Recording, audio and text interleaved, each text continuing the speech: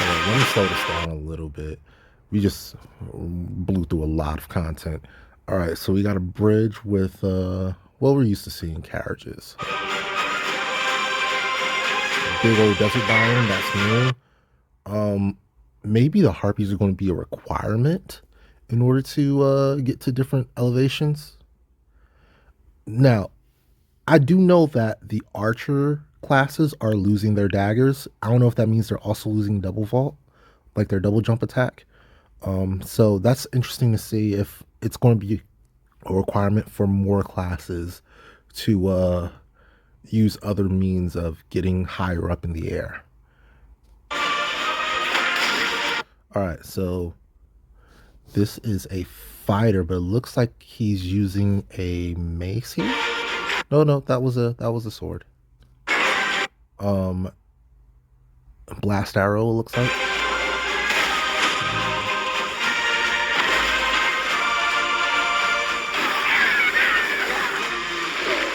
Was that sustained angle? That looks like a sustained fire attack. Pretty cool. We got environmental hazards here. What? Hold up, that looked cool. I might have to put it on slow-mo for some of this stuff. Hold up. I might have to put it on slow-mo because this is just a lot of content flashing by in like 0.2 seconds. Let me see if we can, yeah, let's put it on slow-mo. Okay, so that's using the bell so I can switch that up. Okay, so this is the Magick Spearhand class. Oh, is that like Holy Fury, but from a Magick Archer? That's cool. That just looks like a cool crystal. Alright, cool. Alright, let's speed it back up again. Should have done that from the beginning. Hello everyone, I'm Hideaki Itsuno, the director of Dragon's Dogma 2. Dragon's Dogma 2 is a narrative-driven action RPG set in an immersive fantasy world designed to place player choice at the heart of the gameplay experience. Looks like some important characters. The action gameplay is designed to challenge your creativity, and although this is a single-player adventure, AI-controlled companions will accompany you throughout the experience. Today, I'd like to show you a little of what you can expect from the world of Dragon's Dogma 2 with this new gameplay footage. In Dragon's Dogma 2, up to 3 AI-controlled beings called pawns can join you on your adventures. Players can choose from 4 starting vocations that determine how they will play. So, here's something I like, is that it's splitting to 4, but what I don't like is that 3 of them are physical, 1 of them is magical. That basically, if they have ghosts again, it pigeonholes you into going with some type of magical advanced vocation, like hybrid vocation type deal. Because otherwise you're just not going to be able to handle ghosts. And it's just going to turn into Magick Archer supremacy, or like using an enchanted weapon all over again. Which I guess if they have more enchanted weapons, that's fine, but we'll have to see how the damage calculation vibes out. I'm not really feeling it right now, the whole 3 physicals to 1 magical right now. I'm not. Of course, you will be able to change your vocation at any time by visiting Vocation Guilds. For now, let's look at the fighter vocation. Wait. Of course, you will be able to... Okay, that's different. So now instead of the change your vocation over at the inns or the sleeping points, you have to go to a specific guild for them. That is very different. I like it though. That's way more immersive. Although if they put like the really good ones late in the game, it would be like, now you can't just build your build however you want to, but maybe they changed the whole way builds work too. So we'll see. Change your vocation at any time by visiting Vocation Guilds. For now, let's look at the fighter vocation. Yes, the goat. Wielding a one-handed sword and shield, the fighter excels in melee combat. Okay, nice perfect block. I like that. As a fighter, you can cut down enemies with a sword and protect yourself and your party using your shield.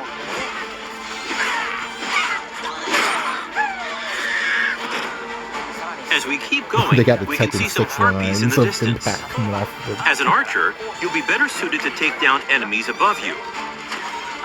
Let's see what they can do.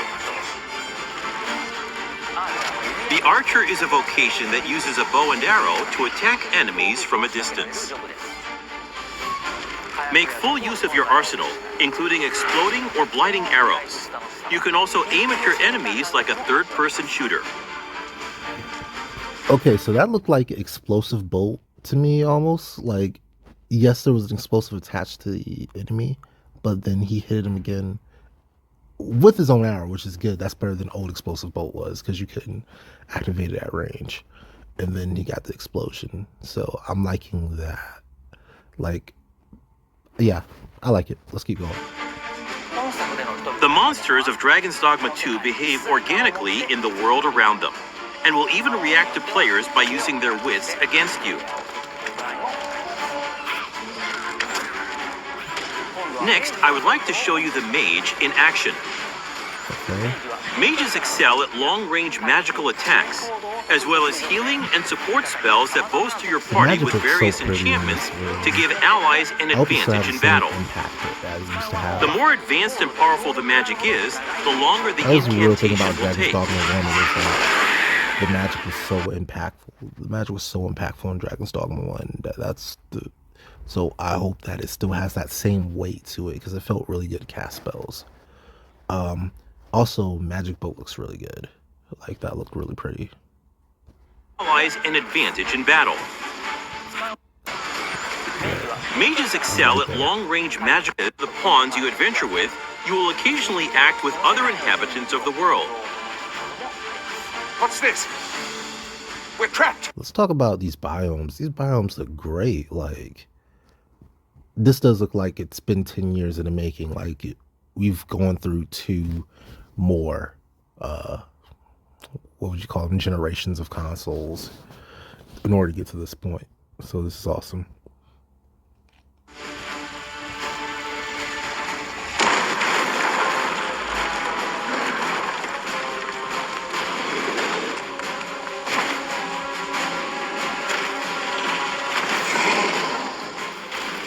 Lastly, let's take a look at the Thief. All right, so this is supposed to be our Strider analog, it looks like. So to my understanding, and I don't know if this is true, but to my understanding, each class basically only gets 1 weapon type. Well, I mean, you can consider the shield weapon type, but basically each class is only getting 1 weapon type.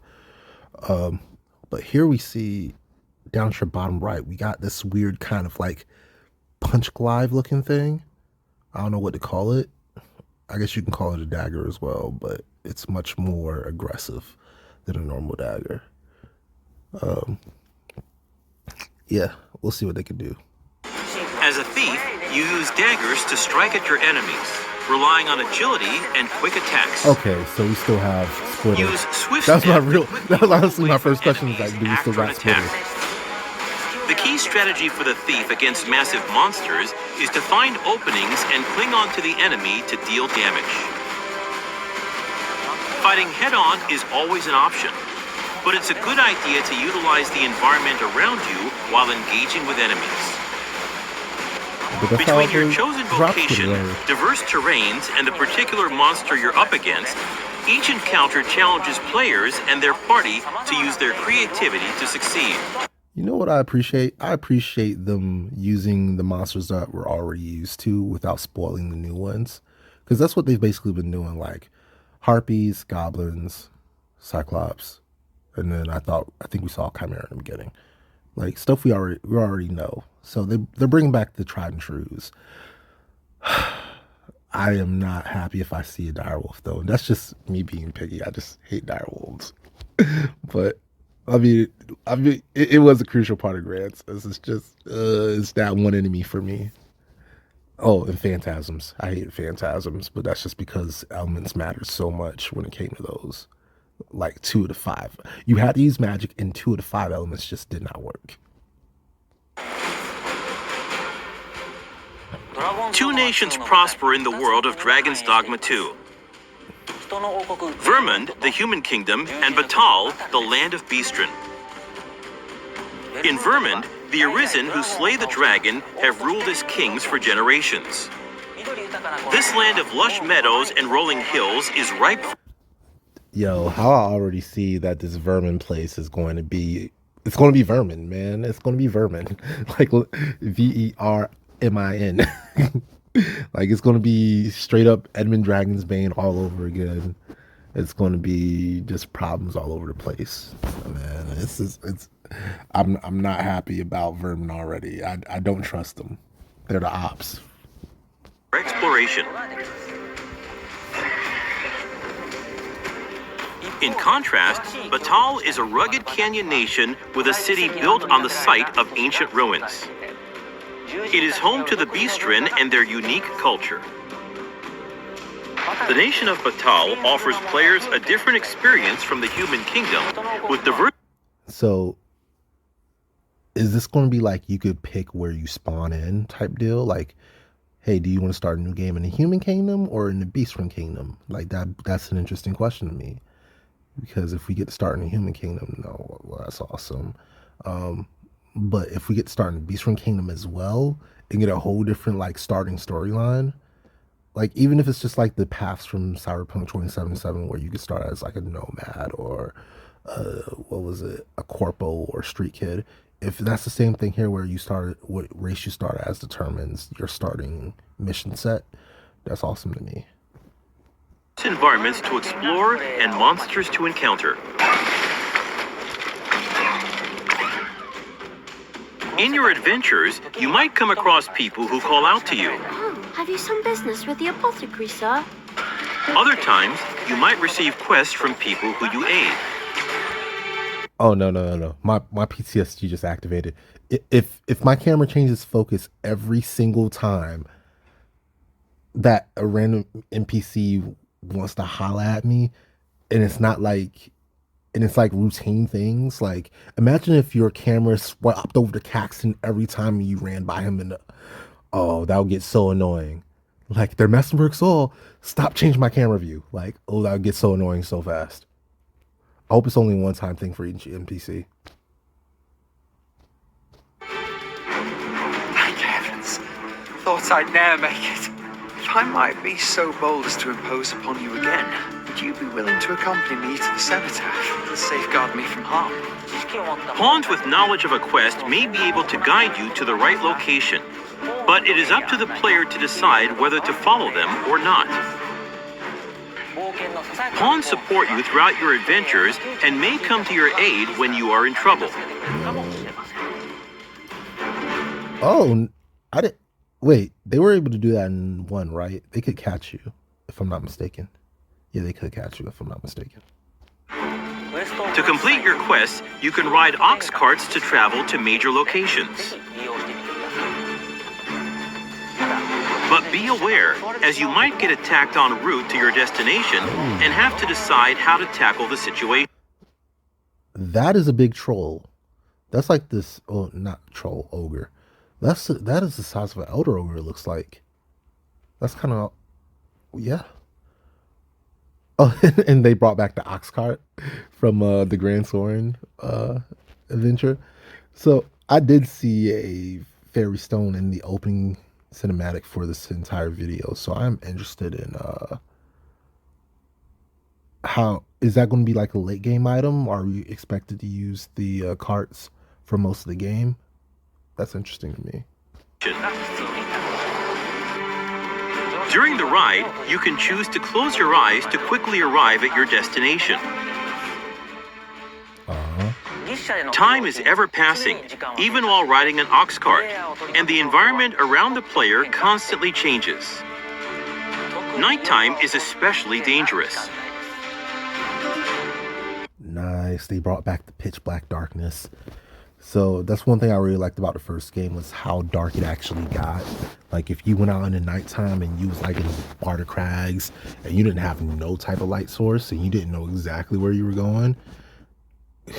Oh, yeah, man, you were in for it.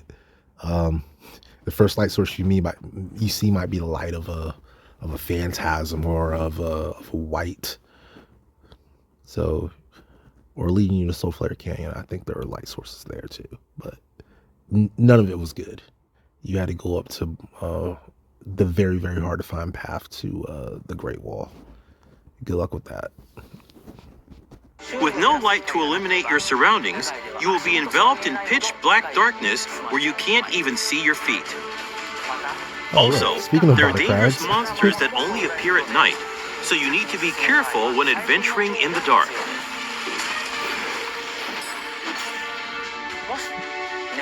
If you have a camping kit, you can find a campsite to spend the night and... So that looked like a barrier spell for the mage. I was expecting them to actually use Anodyne there, but I'm expecting Anodyne to still damage undead things. So the fact that they didn't use it there kind of saddens me. Cover your health. Good evening, Arisen. 'Tis the honor of my life to share your journey, Arisen. To wrap up, I'd like to introduce... Can we talk about how goofy this looks? This looks goofy. Hold up. This looks goofy as heck. Alright, moving forward. Good evening, Arisen. 'Tis the honor of my life to share your journey, Arisen. Gosh, they did that cat room. To wrap up, I'd like to introduce some advanced vocations that become available as you progress in the story. Alright, so when we don't know... The Mystic Spearhand combines magic attacks and weapon-based physical attacks. A good all-rounder, they use their duo spear at close range and magic at long range. They can also use magic to block an enemy's movement or throw multiple items at once. The Magick Archer is a Alright, hold up. Let's talk about this Mystic Spearman real quick, because that was smooth as hell. Alright, we gotta go back to it. Hello. To wrap up, I'd like to introduce some advanced vocations that become available as you... Let me slow that down. I think I'll turn the sound off while we're slowing it down. 0.75 should be progress in the story. The Mystic Spearhand combines magic attacks and... Was that a skill that went straight into mounting? Because that looks good. A long time ago, I wrote like a recommendation on Reddit saying, hey, I would love to see like some type of magical lancing class that could do that. Actually, I think I'll link it down in the description just to show you guys I'm not lying. But that did basically kind of sort of the same thing, but it wasn't like warping them. It was basically like they threw a magic spear and then they leaped to it. But this is super awesome. This is super awesome. It looks like physical damage mixed with magic damage. That mobility is insane compared to magic, to Mystic Knight. I don't know where they're going to put Mystic Knight. I don't know if we're still going to get a Mystic Knight. I don't know how you would do that because, again, we only have probably 3 available slots. We've used 2 of them already because Archer and Mage is going to be Magick Archer, and then Fighter and Mage is going to be Mystic Spearhand. So that would mean that Fighter, Mage Thief would have to be Mystic Knight, and that just doesn't make any sense. If you get where I'm coming from, it just doesn't. Then again, I think with this particular game, they're trying to get away from classes having the same weapon. That was the problem with Fighter, Assassin, Magick Archer, or excuse me, Mystic Knight, is that they literally all had the same weapon. Whereas this one has a spear, Fighter has a sword. I think that's where they're trying to get to. And then whatever the combination of Mage Thief will be, I think that's going to have a completely different weapon as well. I might be wrong. I might be speaking out of turn, but I think that's where they're going for. But either way, this is slick. This is slick as heck. Weapon-based physical attacks. Oh yeah, they're literally a good all-rounder. They use their duo spear at close range. Look at this crowd control AoE. This is just stupid. This is just such a good. I'm hoping that is I don't even know if I'm hoping that that's what you call it. Well, you only get 4 skill slots, so yeah, I'm hoping that that's a standard attack. Like that's their version of onslaught, where you just hit the light attack button and stuff happens. If this is a physical skill though, if it's like what's the one that Assassin had that did the same thing but not as good? Windmill, Great Windmill. If this is just Great Windmill, then that's cool too, but Magic at long range. They can also use magic to block an enemy's movement or throw multiple items at once. How did you get that? They use their duo spear at close range and magic at long range. They can also use magic to block an enemy's movement or throw multiple items at once. Or is he picking up an enchantment? Okay, no. He didn't pick up an enchantment. It was just color effects. I guess he might have. The blade took on the color of the telekinesis spell. Telekinesis is cool too, by the way. Magick Archer is a vocation that further specializes in long-range attacks with magical arrows. On top of healing and providing support to your allies, they can learn a skill that releases a powerful attack over a wide area in exchange for reducing their own max. Oh, so it's kind of like sacrifice. This is really cool. This now, granted, using a holy skill against a griffin probably isn't the most effective thing to do, but that's really pretty. I ain't gonna lie, I like that skill. Maximum HP. And of course, there are other unique vocations you can look forward to. We have a playable version of Dragon's Dogma 2 at the Tokyo Game Show Capcom booth. Depending on the choices they make, each player can experience very different playthroughs. We're very much looking forward to the impressions of those who get a chance to play. Dragon's Dogma 2 is being developed for PlayStation 5, Xbox Series X, Xbox Series S, and Steam. Please stay tuned for more information. Thank you. Alright. Not gonna lie. I'm hyped about this. I'm super hyped about this. It's pretty awesome. Hold up. Let's see if we can find there we go. Let's see if we can find some cool stuff on Reddit. Does anybody even play Assassin? Yo, they released one demo. And now everybody's saying, well, I'm not going to say everybody, but this guy's saying basically, hey, nobody even plays Assassin. Like, yes, people played Assassin. They played a lot. They used it to min-maxed. However, I will agree that Assassin was the least necessary vocation in the game. It was kind of trash. I ain't going to lie. It was very, very situational. I did not like it. It was probably my least favorite vocation. Oh, is this more footage? So this is like demo footage. Where's my blood splat? Yeah, somebody else is asking about different starting points. I'm concerned about that as well. I'd love to see it.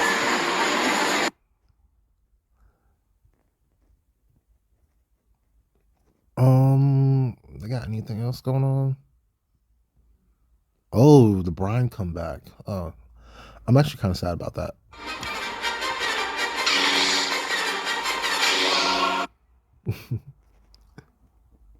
I hope that doesn't demonetize my YouTube video, because that was Star Wars music there. Oh, what else we got? Let me sort by hot. Normally they got some fire going on, but right now it's yeah, true. Rip Mystic Knight. Man, I'm going to miss parrying, guys. I'm going to miss it. Yeah, okay, that's something that's serious. The fact that the advanced vocations or the hybrids are still only arisen only, that's kind of, I ain't going to lie, that's kind of garbage. I wish we had those as spawn vocations. During the ride... Yeah.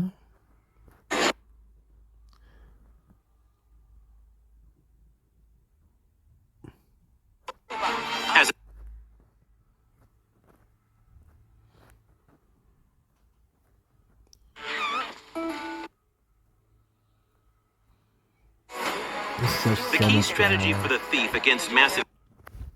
Look at the official artwork. Some of these shields where you recognize, like the one on the far right looks like the Featherlight Pelta. Is that the Silver Rapier on the second from the right? Looks kind of like it. So they're bringing back some stuff. I think we even recognize that mace. I think we recognize that mace. I don't know its name, but I think that's from the first game. So it doesn't look like they're using all new assets. What's this? Archer? I think that that second from right bow is the is that the reinforced longbow or one of those? That might be from the old game. Second from left daggers are known. I think the first one left daggers are the Helmbarts.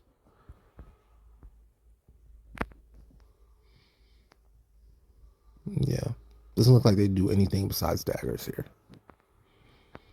We saw the claw in the trailer. There was somebody using the claw. What is this? This looks like wow. This is Dragon's wit.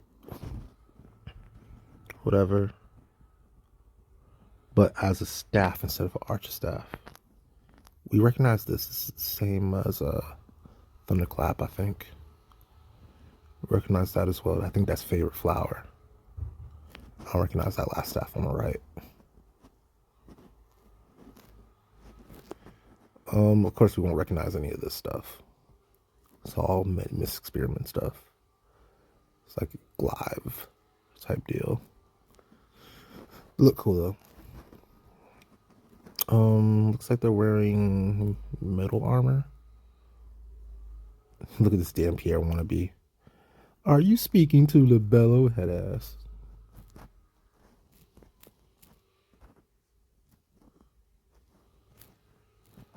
And then Magick Archer, do not, you somewhat recognize this actually.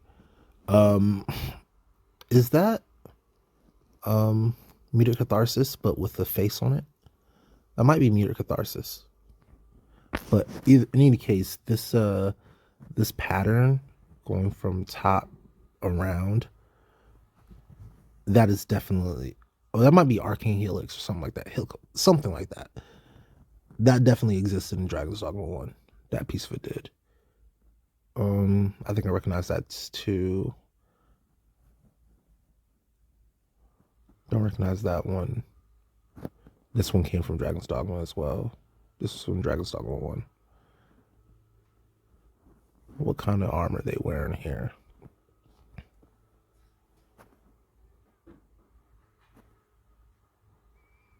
Pretty decent detail.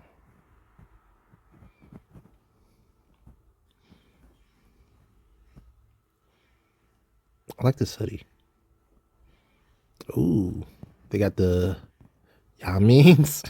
They got the Yamins in there, huh? I hope we get more than one hairstyle for black dudes in this game. Like, I do. The dreads held us down last game. I'm not gonna lie, they did hold us down. But I hope we get more than one style of that. Either way, it looks like they might at least have a preset that's halfway decent. Because last time we didn't have no presets either.